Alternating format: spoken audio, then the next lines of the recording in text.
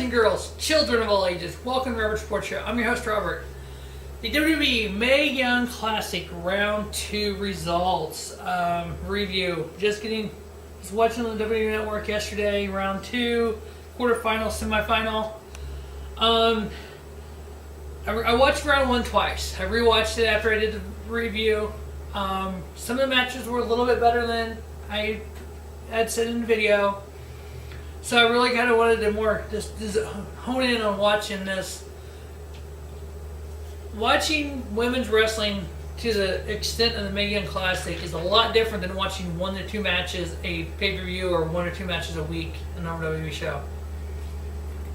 I think WWE has a golden opportunity here with this Mae Young Classic to create a new brand. What they should do is you have NXT, you have NXT Women. Done.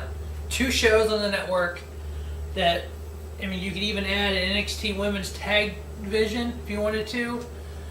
And that way you can build up these women who are great wrestlers who've been wrestling for years around the world that no one knows. So we're going to dive into this. Basically, I have all 8 matches. I ranked them. I got a star rating. I kind of go over it a little bit with them. You can also check out the Round 1 review I did.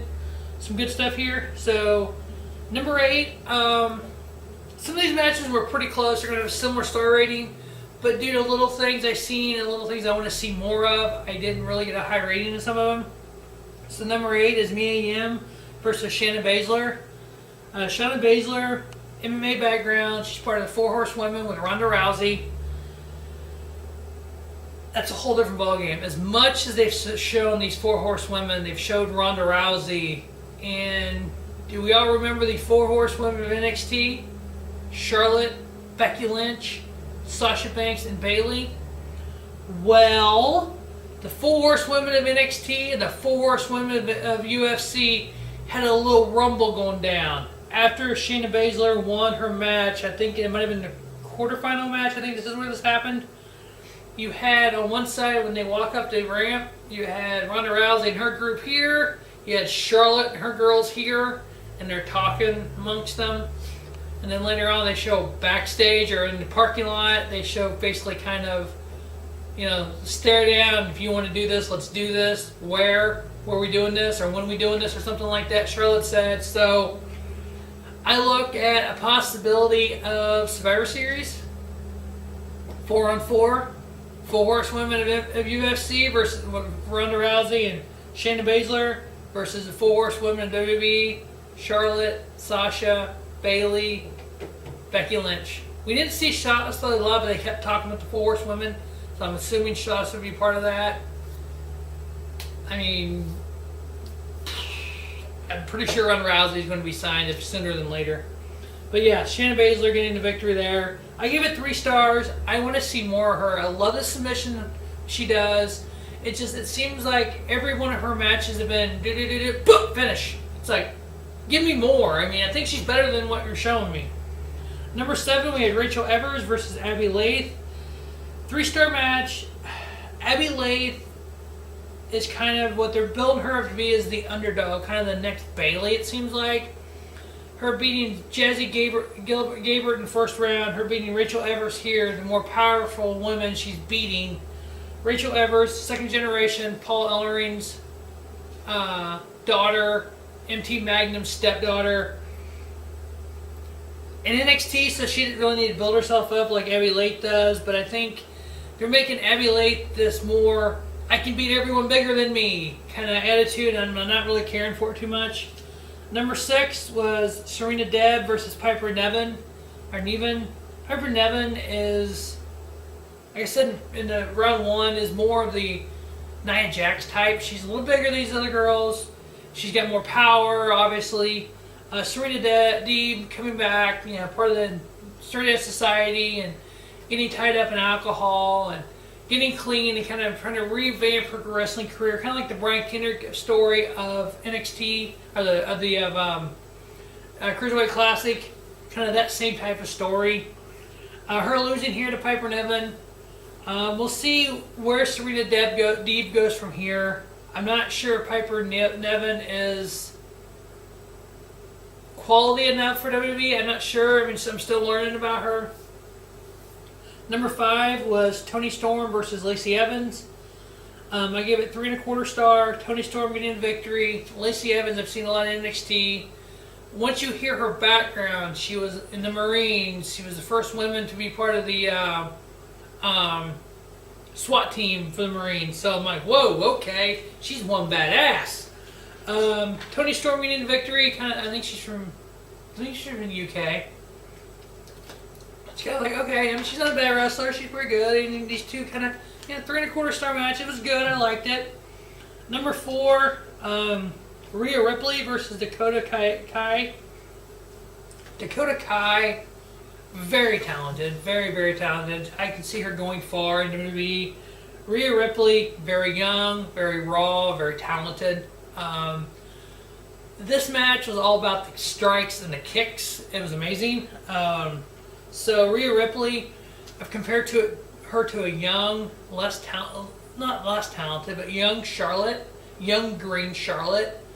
I think with Sarah Amato, the NXT trainer, and some of the women, the Ember Moons of the world at NXT, and all these. You let them work with her more. Let a Charlotte work with her. You could have a Charlotte protege down the line, I think. Dakota Kai getting a victory, 3 1/4 star. Good match. I can see her doing a lot in WWE. Very good on the striking. One of my favorite matches, actually number 3, I ranked it. Princess Shuhit, something like that. Hearing JR say his name is great. Princess Shuhit, Lita was great with him. Versus Mercedes Martinez. I gave it 3 1/4 star. It was between 3 1/4 and 3.5 for me. Both these young ladies are very talented.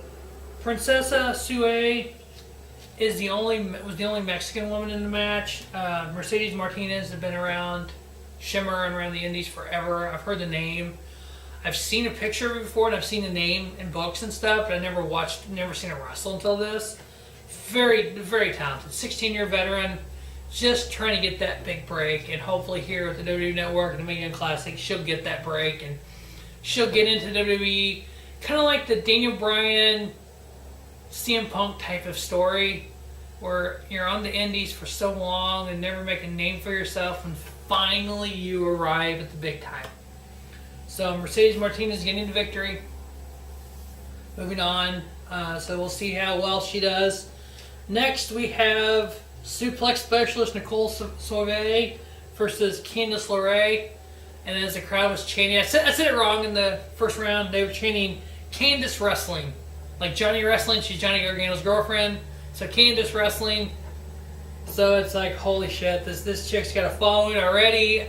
Big indie star, Johnny Gargano's wife. But she said in some of the vignettes, she did not ask Johnny for help. She did not want his help. She wanted to do this on her own, which I applaud her for. Very talented. Nicole Sauvé is very talented also. I give it 3.5 stars. Candice LeRae winning and moving on. And finally, the best match of the second round. Kairi Sane versus Bianca Belair. Not too many women do you start seeing doing 450s and doing all this stuff off the top rope. Bianca Belair did a 450. She hit it, but Kairi Sane had her knees up, blocked it a little bit, but still the fact that she was able to do it looked legit. It looked sick. Kairi Sane reminds me of a smaller version of Asuka. So it's kind of neat to see where they go with her, with Asuka being off, hurt now, and then possibly come back to SmackDown when she's back. So I give that 3.5 star. That was the best match of the second round. Really, that is the best match of the tournament. Her first round matchup versus Tessa Blanchard, I gave it initially 3 1/4. I would have said probably 3.5, if not better, when I rewatched it. A lot of times when I rewatched that first round, I was kind of more honed in on watching it. So when I watch the second round, I make sure I kind of no outside distractions. I'm watching what's going on the TV. So, but that will wrap up Mae Young Classic Round 2 review. Stay tuned to Robert Sports Show for the quarterfinals and the semifinals of the Mega Young Classic. As always, thanks for watching Robert Sports Show.